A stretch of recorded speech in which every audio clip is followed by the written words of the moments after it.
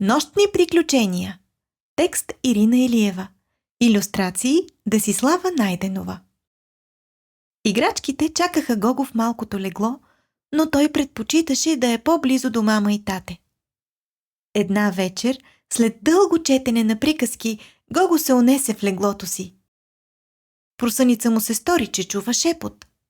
Първия момент не видя никого в сумрака на стаята. Огледа се с любопитство.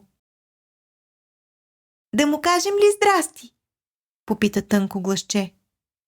Само да не го изплашим, за пръв път е при нас, избоботи някой. Няма страшно, той ни е приятел. Вижте, чува ни! Хей, Гого!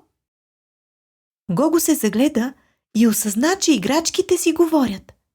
Но как е възможно това? Досега не ги беше чувал изобщо. Капитан Мамун! Тигърчо! Плахо